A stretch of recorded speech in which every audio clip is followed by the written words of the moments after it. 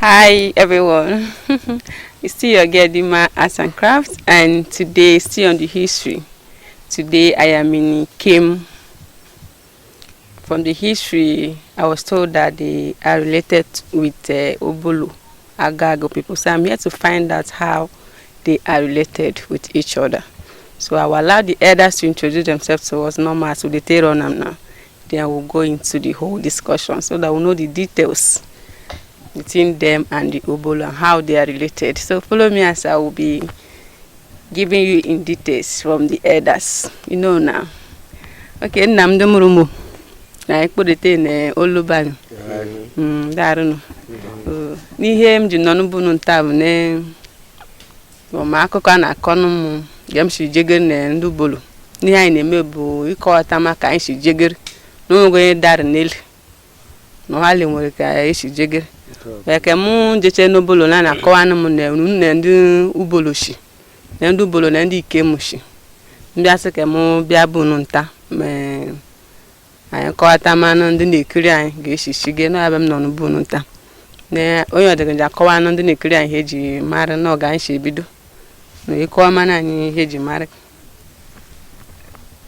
Dịka mụ na onwe m.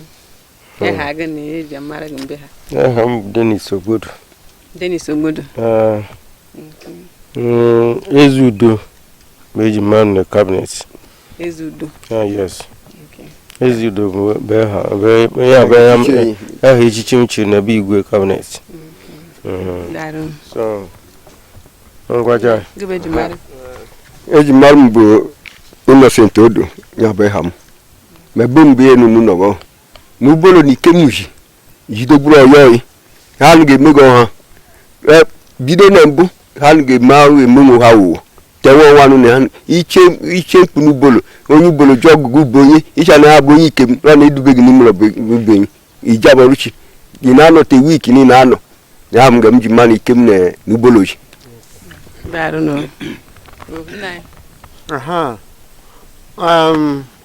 Nna m akọwatara m na Obolo na Christopher Nnaman. Christopher Nnaman ọ bụ nna m Mmala Agada bisi mụrụ m and o wee kọwatara m si m na anyị na Obolo shi na anyị anaghị afụ ọbara onwe anyị na ya bụ na anyị onwego nsogbu dọrọ anyị n'Obolo na ọ bụ mgbe ha lụgoro amaghị ama onwe ha nọ bụ ha gaji mee itederu te nna m na ọ bụ na-eje mitin Ikem na Obolo na-enya m ọhụbụ na enya m ịnụọ bọshinu bụ nna m nwụrụ otelega aka ọ nwụrụ. Nna m ịkọwa ma ndị na-ekiri anyị eji mara gị. Ọ dọrị aha m bụ Patrick Agbo ma ga onye ihe rubere enyere m onye si bụ nwanna m bụ na ihe asị m letedere nye m na-elete na mgbe ejikọrọ m nwa nwe m na ọ bụ ha sị na anyị na Obolo ozi mgbe anyị bụ ndụ nwa bịa sị ha na ka onye na-enye na-esi na-eme iteru n'kwa osisi o ma nsogbu si adụ ha.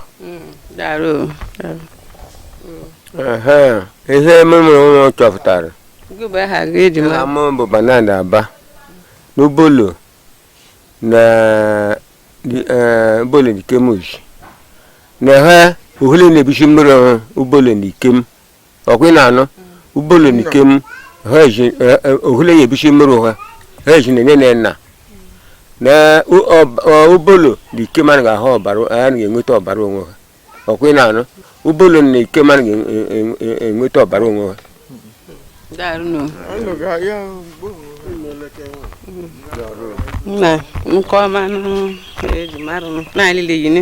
Okay. Well, I'm no Paul Chika Odigede. Mi eji mara m bụ Ojiabe Jog nke izizi n'Obolo. Ekele no mụ na onwe m bụ Ozuoko Michael Obeta. amazoku obodo niile tegota ụlọ na ihe ụbọla na-eje na anụmanụ na ya na ya bụ anyị ji bịa n'Ikem ka anyị nụchido m eziokwu na ụbọla na Ikem bụ ofu nne na ha esi na ofu nna na ha fụga ọbara nwoke anya ekele m. Okay. Ndị Ikem dejen mụ na onwe m bụ Ozuoko Crescent Azagba. Eji mara m bụ Azagba Ogbabe. Mụ na onwe m shi na Ogbabe bụrụ Ozuoko fọ n'Ubolo. Na-abụ m Ozuoko Ubolo mgbe na-efe anyị Ubolo ejekolelu. Anyị na-ekele shi n'ike. Darụ. Darụ.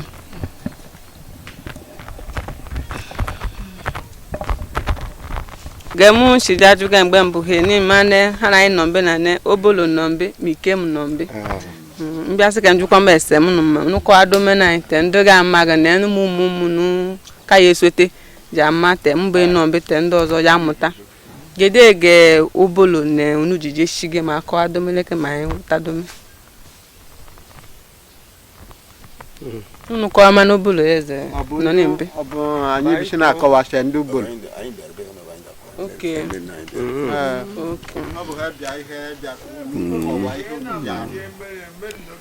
Okay. Ngo jidere anyị n'ọbụ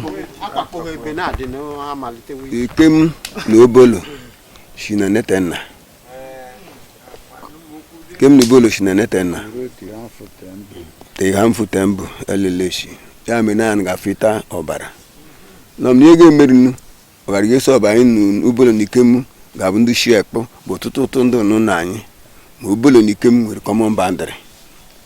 Anyị o nwere oge Ikem na Obolo na-enwe izu. A na-abịa izu Ikem na Obolo na-enye ama kpọm na pam odigede ji ndụ. N'ọbụ nka na ndị nfa kakpo ba ga-enwe egefe. Ihe nwe egefe na-eme n'obodo Poreka. Ọhali ga-akwụ wakọnụ. Oge izi nfu ndị ọgaranya nọ na ha ga-eji ụzọ ije. N'ụzọ ije onye na-efu na-eje ebe ike obu na gị na pag akwa ya ga. Den unu na-arụ idiri ike na pag ala igo nye. Ya bịa ya kwụ ụgwọ ego mgbọm nọbụ ile ego nwaanyị mgbọm na ka ma obu nweta onwe gị ọ bụ gị na nwunye gị buru na ekpete nwunye gị nri. Ọnụ ọbụ ụzọ ije ga-abịara ya echi eme anyị ga-abụ onye esolitere n'ọkwa anyị n'ụzọ ije. O nete ihe na nwaanyị na-ekwu nwụchara na ihe ojiji adị n'ọyị bụ mụ ụmụ anyị ndị nọ n'ụzọ ije ha ọzọ lata he mara akụkọ na ọbụlefu na anyị ga-agakọghị nye akọ na nwụcha na ja atọ n'oge na-abịa ebe afọ 30 maọbụ 10 n'ọzọ na-abịa na anyị na-alị nwụsụkpo nwụcha na ifugo nwa chi na-enwere ike ịkọwata ihe n'efu ya mere ihe na-ejegharị akọ a na-adị mkpa anyị na Obolo na Ikem shi na netenna ndewo ma nne ihe bụ na Ikem mbe bụ ọ nọrọ ya aṅụ Ne Ikem na ne ihe bụ Ikem mbe na Ikem mbe bụ ọ nọrọ ya aṅụ membe na beli. Ebe na welige mere na bụ mgbe ekwu connect kọhe na mgbe ekwu bana na efe ne onye nye na mgbe ekwu bana na efe Mana ewe mbụ ha shijere. ka ha ji Nna unu shijere. una bụ olenyi ọ bụgo na Ka anyị bụ asa ọkwa ma Ubolo bụ olenyi anaberenyi. Ikem asọkwa anaberenyi. Ọkụ ị na-anụ ma ka anyị bụ Ikem asa ọkwa anaberenyi ma olenyi bụ Ubolo anaberenyi. Ya bụ olenyi Ikem ọ bụ olenyi anaberenyi bụ ọ bụ ịnụọ o doro gị anya. Ihe m si ma nchukwu ma nwọcha bụ mgbe nna anyị na shiri jiri mgbe shi jere na nke ya kwanu nwọcha mgbe shi jere ya lata mbe Abakaliki ya lata mbe ma mgbe shi lata Abakaliki ndị mụrụ ha bụ n'afọ Ikpo na obodo ndị Ngwanfu ma mgbe shi ya lata n'obodo ndị Ngwanfu bụ na nri na mgbe shi je take off n'ọbụ ga na-ejete banye na ụmụ aṅụ ndị onye ọzọ gbalị ije neta iruo those places a na-agụ n'ụmụchana n'ume anyị n'ogbe mbam ma ngo ji kwụrụ bụ na ete ndị Ikem na mere relation ha na ndị tụtụtụ na mmemme na ohobu ndị kem na-eje na ohobu bụla eje ma ndị ijere na mbụ ga na-eje biko na mbụ na take proper care that's the very side na mari ndị no mari na anyị na heshi omne mgbom no ba amụma ga ọnọbụta unubuli chọrọ mbọ ọzọ ya lafu ya mere na ebuchiri ụwa na ọ bụrụ na amụrụ gị ikpokọba okwu mena na ọha lega ya baga mmefe ekpokọrọ na anyị na ndị na-achị eziokwu ma ndị na-emeji omume mbọm na ohobo ụmụolenye emejego omume mbọm nepa makọchile m na onwere mmemme a na-eme n'ekọm ndị be anyị obolo na-eji bagị na ndị na-eme mmemme mbọm o nwere ndị ọ bụ ha bịa sị na nwere ndị Abakaliki fụ Ebonyi steeti fụ na ndị Afikpo ya na sị na nwere mgbe ọ bụ rute na asụ asụsụ be anyị na mbọm ya m nakwa ndị no ha na m ga na wata na ga-esi n'ọgara mbọm anyị na-eche mbọm no n'obu ndị na-abụ ndị na-maintain the relationship of that side n'obu olonye maintain gị obere n'ihe m ga-eme gị na ana masị emere m o nwere mmemme unu na-ejere mbọm inigele onwe ọrụrụ echi na-abịakọ na coming week this week anyị ba n'ime na anyị na ndị ngwa ọ bụ ikemungwa na emekote ha na-abịa be anyị this year na anyị na bụ isi nwe ọbịbịa be anyị ma anyị na ọrụ ụlọ ọzọ na mmemme ke ha na anyị ejierebe ha ya bụ nga anyị na-eji chikote ikem ngwa anyị na-emekote ya bụ na ka na-eme eshim ọ bụ na ahịa bụ isi chụpụrụ teta na anyị na-eme ashimogu na ụka ahụ bịakọ bụ ya bụ ụbọchị ụka bụ anyị na-eme mmemme n'ọbụ ya bụ oriri ndị be anyị oriri ji ọfụ bara ibe ọzọ na ije na ishe ji ọfụ na erigo anyị na-eri ji ọfụ ya ni unu je ebe ene na me siri ji ọfụ ya nnu nan ga-eri anyị bigo anyị dịrị ka kama unu mekporo mmemme unu na bunu na-ebido oriri amekpo mmemme n'ụbụ n'ụka ahụ abịakọ bụ anyị je eme mmemme n'ọbụ kebe anyị n'ọbụ mana nwere ndị ọzọ nọ na mba ọzọ unu na-eheshi unu na ha na-emeitekwa ọ bụ ndị ngwa ndị ngwa nfụ ndị ngwa bụ anyị na ha na-emekote yakwa n'eru mbọ m na ha nwe ya machidokwa unu na ha eshi oyo ha na-abịa ahụ nwa ha ọzọ n'ọcha anyị ndụba anyị ojije mbọm afọ ọzọ anyị na-eje iteru ma ahịa igwe eke na ọbụbụ Solomon eze Solomon ya bụ ihe igwe ya bụ nke ọdụ ma ndị da ọzọ na belgwe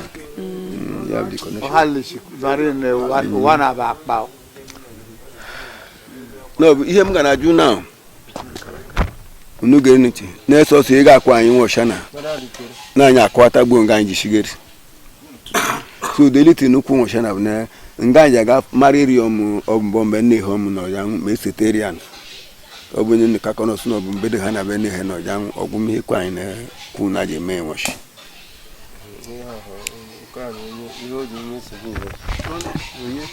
unubu ndị a lele usoro ba ta shiche ikora na mata te nna m na ụlọ bọgọnụ mmiri m na-ekwu ebifu na-ekwule gị so ma sịkọ gị unu ya ekwu ihe unu ga-amaga ma ọ legụ n'ụrụ ka mbụ unu ga-amaga na anyị ji enye unu ohere n'ihe na-abụ histri ụmụ nna onwe ya jike eji ede jike eji ama unu chọmalị ya unu chọmalị ya chọta na ịmanụ gbu unu nọmba m mbe iji fonu gị ịmanụ gị nọmba m na unu chọta unu kpọọ m mmemme ndị na mara na ọ bụ na vidio m emere tinye na anyị na kambe nwashi na ọja abala na ọha niile tụ ụmụnụ ga-amaghị jikọ ịnya ma agbọ so na ọbịa bụ ihe anyị chọrọ na ọgwụ gị na-efubu nsogbu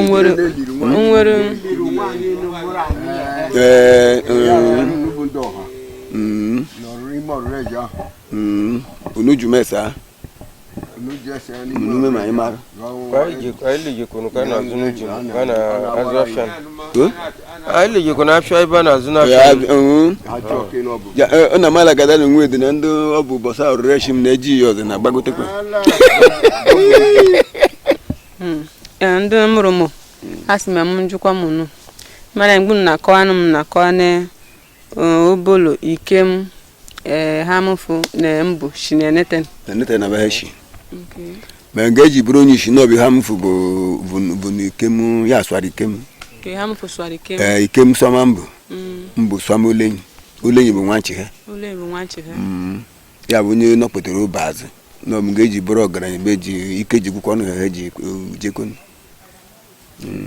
n'obi ha mfu bụ ya bụ ọkpara swam ikem sọma n'ọbụ olenyi nkwetere ere azụ n'ọbụ na ikem mgbe ebe ike nọ ya gwụ nne ha nwụrụ na ikem mgbe elibe na ikem mgbe mmeri na mgbe nfu ike na ya gwụ na ha liri nne ha na ya wuo mmeri ihe ọha ya ma ọ n'ọbụ mgbekwu mgbe eji efe nne ha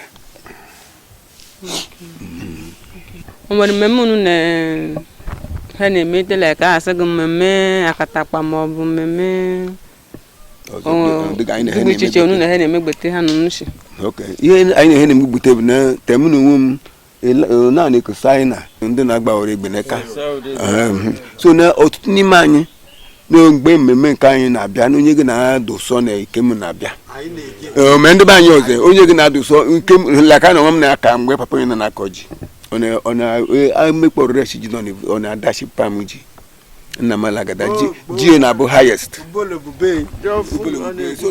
na anyị na-emete n'ụzọ onye gị na-adọ n'ọbụghị na anyị na-emete n'ọha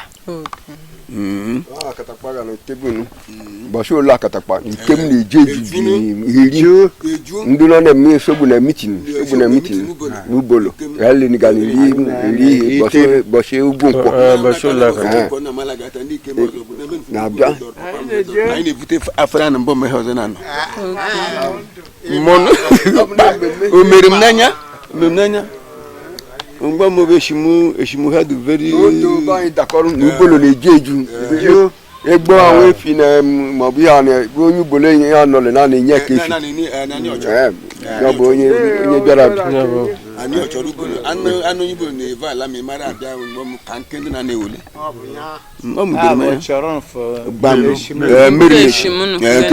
anyị na-ehe na-emekọta eshimrile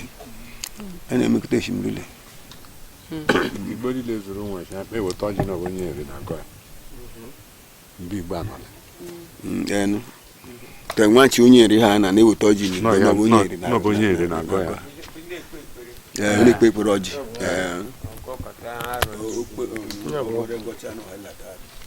ịma ya bụrụ nke dị 2 years ya bụ na ha mana nga na-eji ya bụ ụzọ n'oge mgbe agboo nufu n'oge ọbụla pag bụ ụzọ na ihe te pag nfu n'ọba ego ga-ebu ụzọ nfu gị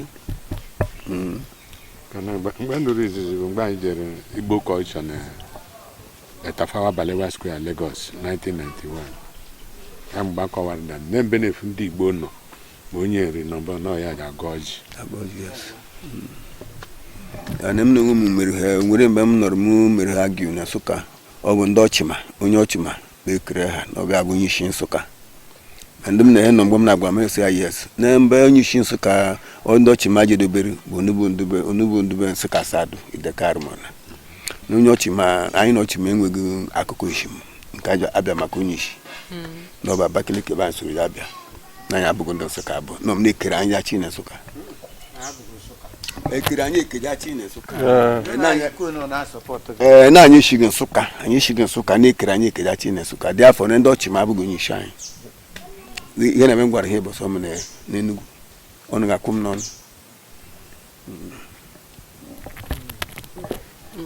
okwu atụchara halile ya na jene ha na-abụ ụmụchi ga-amaghị ha marị ndị na-esote ha marị ọ bụ onye ajụma ntemboshi ọkọwata ma ntemboshi ọ ga-abịaghị ihere n'ịkataghị tembishi ma bụ na ndị nna anyị ha na-ga-akọwa n'ụmụchi ihe etosigburu ịkọwa na ha ọ ga-abụ afọ isi nke onye ọmụ n'ọlakọ n'owuru ihe ọ marịlarị ụmụchi ayara ama ego amụtakwa m ụmụchi amụga na akọwa na-ekpo ekpo ụmụchi ọzọ a ga-eru ndị na-asụ eje tupu ala ga-enweọchi ọ bụ ụmụ onye m sịgo this old man dey worry me onye ikere ọsịgo this old man dey worry me ọ chukwu anyị bụ ndị ọgaranya neka iji ma nwa chukwu ije kowe ọsịgo na onweghị mgbe ajụ ma ọ lakite gazi na onweghị ma ọ gbaliri emebeghị ma ọsịgo na onweghị mgbe ajụ so na ụta adịghị anyị bụ ndị nna na anyị na-aṅụ ike anyị okwu atụchara anyị niile daarụ ndị na-afọ anyị na-amụta ma emụtara kụzi mee ndị nke daarụ. Okay, from the history of Obolo people, they told us that they are related with the Ikem people, and that was the reason why I came to find out from Ikem people if truly they are related. And from the whole history that they told us here, Ikem people and Obolo people are related. They had one father, same mother, and they celebrate their cultures together as well. They associate together, showing that they are related to each other. And from what I'm hearing from here now, they are also related with the people from Ngwa, and the Ehamufu people. Then Mbu too. They are all related. Man, the history here is long. From the whole thing they get from here, all of us now one. We're all related. So we'll go further to find out more about this. Like from here, we'll be going to where their mother, where they buried their mother then. So we're going to find out the grave and show it to the world as well, as evidence as well. So the whole history is that Ikemi people are related with Obolo people. They are one father, same mother, same father. So thank you all for watching. I see the many humble Gedima Arts and Crafts. Thank you for following my page. For you who did never follow my page, click the share button, follow, subscribe to my YouTube channel as well at Gedima Arts and Crafts, as I'll be bringing you up more details on history that has to do with history. Thank you. I love you. One love. Thank you. I don't know. Now I'll make lesson. You can go to Nabata do Burumu. Kawatachana yin ali mutacha tendega magamachar. No kwatachara. Sebadu. Na ko ngori ke Chile na wane na ndozon umuchini rute. Ai na muta ne meguru ogabhebo barte no rukari ai no. Ai bundo ga laka bo na balilu. Oye madujine kutaji no ka. Ekute gajine ke. We megburu ejede. Ke mwago. Ila miyenu. Ona. Memo.